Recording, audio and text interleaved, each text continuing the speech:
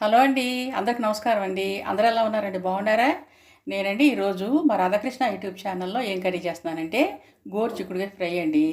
అయితే ఈరోజు మరి పనులన్నీ ముగించుకుని వంట చేయడానికి వంట ముందుకు వచ్చేసారా, వంటింట్లోకి వచ్చేసారా అంతా కూడా మా ఫ్రెండ్స్ అంతా కూడా. అయితే ఈరోజు నేను గోరుచిక్కుడుకాయ ఫ్రై అండి చేసి మీ అందరికీ చూపిద్దాం అనుకుంటున్నాను. మరి గోరుచిక్కుడుకాయ ఫ్రై నేను చేసి మీ అందరికి చూపిస్తే మీరు కూడా చేసుకుంటారు కదా మీ ఇంట్లో, అది అనమాట.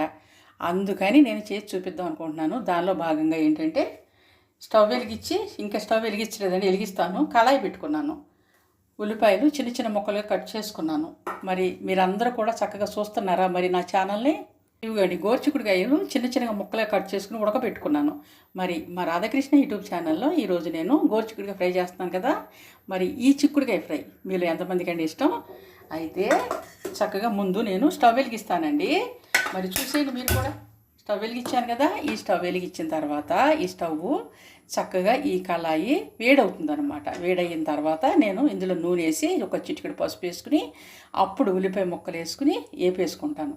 వేపుకున్న తర్వాత అవి వేగిన తర్వాత అప్పుడు గోరుచిక్కుడుకాయ ముక్కలు ఆల్రెడీ ఉడకబెట్టుకుని పక్కన పెట్టుకున్నాను కదా, అవి వేసేసి వేయించుతానమాట. ఈ ప్రాసెస్ అంతా కూడా మీకు నేను చూపిస్తాను. చూపించటం కోసం మా రాధాకృష్ణ యూట్యూబ్ ఛానల్లో నేను మీ ముందుకు వచ్చేసానండి.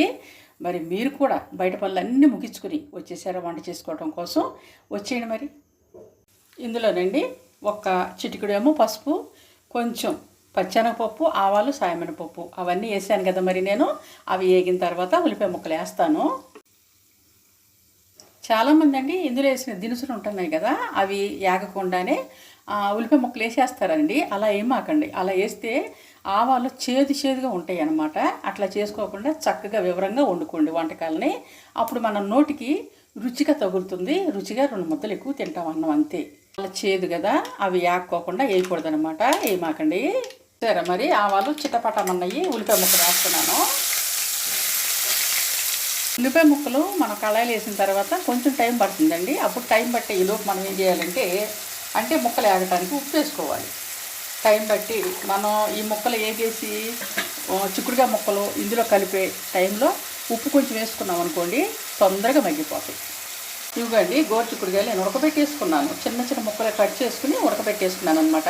మీరు కూడా అట్లాగే చేసుకోండి. గోరుచిక్కుడుకాయ ముక్కలనండి నేను ఉడకబెట్టుకుని నీరంతా కూడా బయటికి తీసేసాను. ఉల్లిపాయ ముక్కలు వేగిపోయినాయి కదా, ఇప్పుడు ఇందులో వేసేస్తానండి. నేను ఇందులో వేసి తిప్పుతాను. ఈ కర్రీ అండి ఎగరేయటానికి వీలు కుదరదు కాబట్టి ఇలా తిప్పుకుంటున్నాను నేను. పైకి ఇలా ఎగరేసుకోవటానికి మనకి వీలు కుదరదండి. కళాయి కదా, ఇది ఇబ్బందికరంగా ఉంటుంది కాబట్టి నేను తిప్పుకుంటున్నాను గెడ్డుతోనే. మీ అందరికీ ఏనండి ఒక చిన్న చిట్కా చెప్తా ఏనండి. వంట చేయటం కూడా ఒక కళ అండి. ఆ వంటని మనం చాలా జాగ్రత్తగా ఒళ్ళు దగ్గర పెట్టుకుని చక్కగా రుచికరంగా అన్ని పాళ్ళు వేసి వండుకు తింటే చాలా టేస్ట్గా మనం తింటమే కాకుండా మన పిల్లలు కూడా చక్కగా ఇష్టంగా తింటారు. మన ఇంట్లో మగాళ్ళు కూడా ఇష్టంగా తింటారు. అంటే మళ్ళీ మళ్ళీ అదే కర్రీ చేయమని అడుగుతారు. పద్దాక అదే చెప్తే బోరు కొట్టుదిగా వేరే చేయమంటారులేండి. మగాళ్ళకుండా ఇదిగా. అయితే ఏంటంటే వంట చేయటం కూడా ఒక కళ అండి. అవునంటారా కాదంటారా? నిజమే కదా, నా మాటను ఒప్పుకుంటున్నారు కదా లేడీస్ అంతా. లేడీసే కాదండి, బాగా చెయ్యి తిరిగిన మగాళ్ళు కూడా నేను చెప్పిన ఈ మాటని ఒప్పుకుంటారు. వాళ్ళు కూడా వంట చేస్తుంటారు కదా అప్పుడప్పుడు, అదనమాట.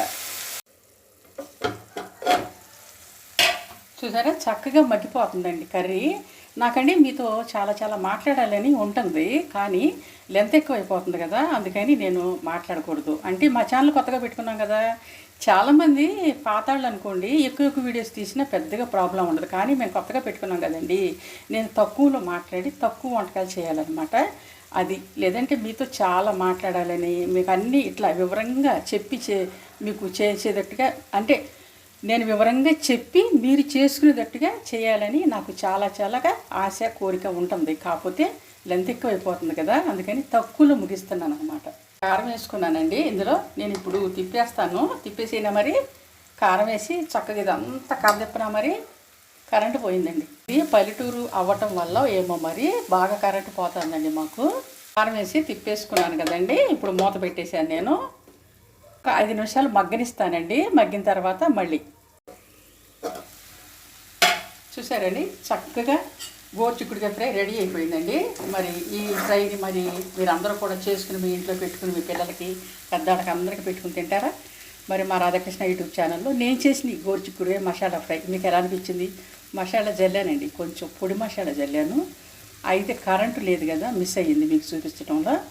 గోరుచిక్కుడుకాయ మసాలా ఫ్రై అనమాట మా రాధాకృష్ణ యూట్యూబ్ ఛానల్లో. ఈ కర్రీతో వీడియో ఈరోజు ఆపేస్తానండి. రేపు మళ్ళీ ఇంకొక వీడియోతో మీ ముందుకు వస్తాను. అప్పటి వరకు మరి బాయ్ అండి. మీ ఇంట్లో అందరికీ చేసుకుని పెట్టుకున్న తర్వాత మీకు నచ్చినట్లయితే లైక్ చేయండి, షేర్ చేయండి, సపరేట్ చేసుకోండి. చూసారు కదా, ఇదిగోండి కరెంట్ లేదుగా, పెద్దగా కనిపించట్లేదు కర్రీ. ఇదిగోండి అయితే పొడి పొడిగా చక్కగా పొడి పొడిలాడతా చక్కగా. దీనిలో కంటే ఈ గోంగూర పచ్చడి కానీ లేదా చింతపండు చారు కానీ చాలా బాగుంటాయి, పెట్టుకోండి. మరి మీకు నచ్చినట్టయితే మీరు చేసుకోండి. బాయ్ అండి, బాయ్. మరి ఇదిగోండి పొడి పొడిలాడితే చక్కగా ఫ్రై అంతా రెడీ అయిపోయింది. అప్పుడు నేను కట్టేస్తాను అంటున్నాను, అంటే కూర ఉడకకుండా కట్టేస్తుంది ఏంటి అనుకోమాకండి, ఉడికిపోయింది. ఇదిగో ఆల్రెడీ ముక్కలు ఉడకబెట్టేశాను కదా, నేను ఉడకబెట్టేశాను. ఇదిగోండి చక్కగా ఫ్రై అయిపోయింది, ఇంకా కట్టేసుకోవటమే మనం తరువాయి. బాయ్ అండి.